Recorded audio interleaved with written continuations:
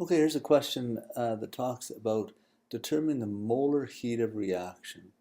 If they want the molar heat of reaction, then that's got to be a capital H.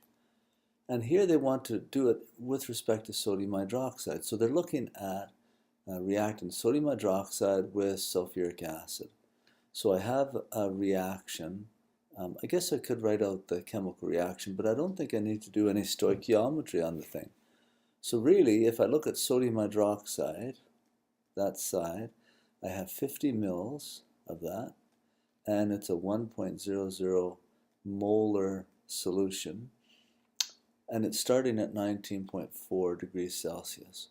Then I've got hydrochloric acid, well no, sulfuric acid.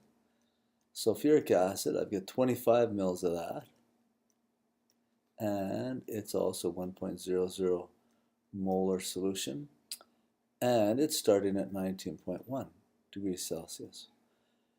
Then they say the highest temperature reached by the mixture. So they react, they put the two together, and the highest temperature is 29.8 degrees Celsius. And then they say calculate the molar heat of reaction. So with respect to sodium hydroxide.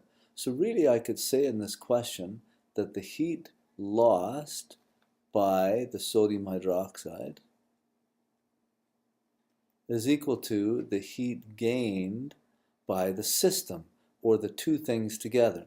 So the heat gained by, we'll say the whole thing, or we'll say total. So the heat lost by the sodium hydroxide, because that's what they're wanting to find the molar heat of reaction for, is equal to the heat gained by the whole system together when you put the two things together. So on this side, since they want the molar heat of reaction, I have to use NH for that, because H is what I'm looking for. And N, number of moles, if they give me a volume and a concentration, I can determine moles. And then on the other side, since I'm looking at a difference of temperature, I'm going to be using my SM delta T.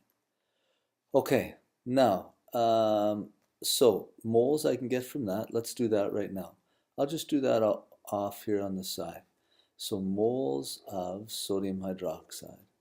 I get that by using this formula. Concentration or molarity is equal to moles divided by the volume. To get moles, I'll cross multiply. So moles is equal to concentration times volume. So the concentration is 1 molar, mole per liter, and the volume is 50 milliliters. Let's convert that to liters. So it'd be 0.0500 liters. The liters cancel, so 1 times that, of course, will just be 0.0500. Let's keep our sig figs in, moles. Okay, so I'm plug that number right in there. So 0.0500 moles times H, which I don't know, okay, times H, is equal to specific heat capacity. They say use the same as water, so 4.19 joules per gram degree Celsius.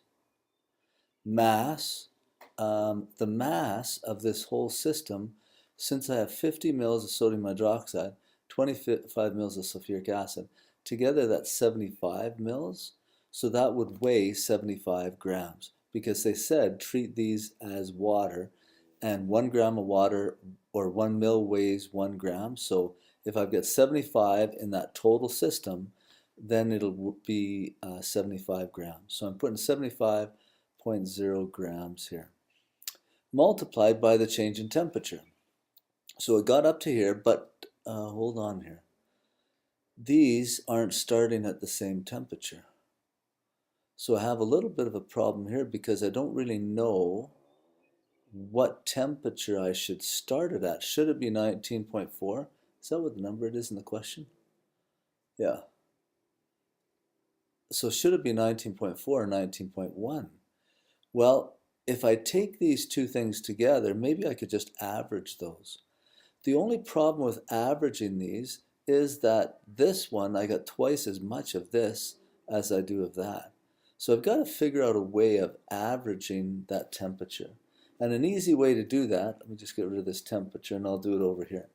So the average temperature will be Since this one has twice as much stuff as that one, let's take this temperature and multiply it by 2.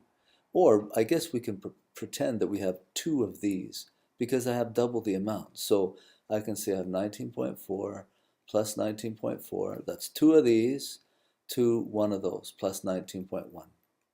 Okay, and we'll divide that since there's 3 things divided by 3, just like a normal average thing. So 19.4, let me do that on my calculator. 19.4 times 2 of them plus 19.1 equals that, and divide that by 3 equals 19.3.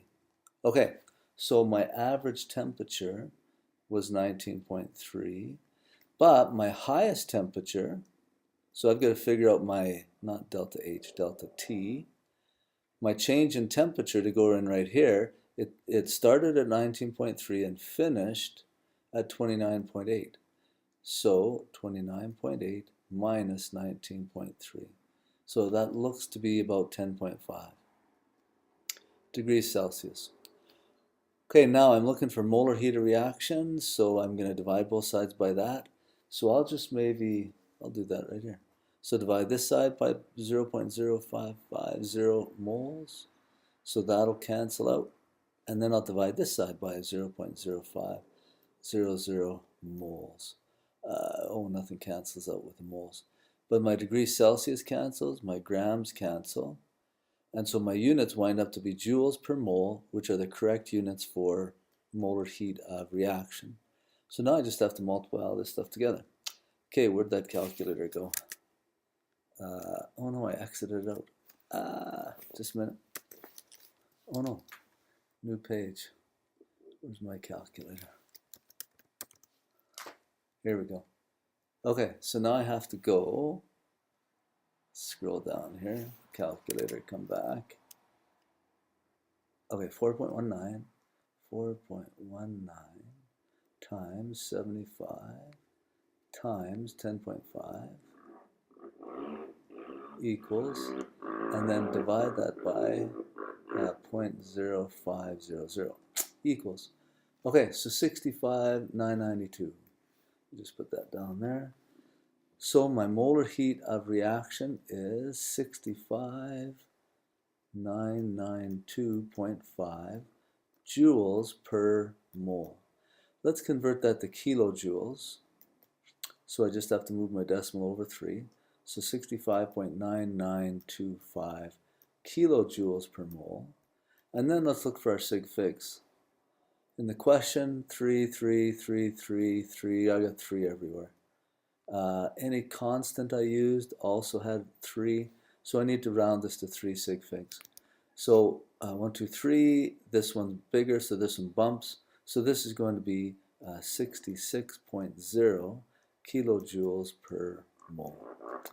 Okay, hopefully that helps explain how to get that question.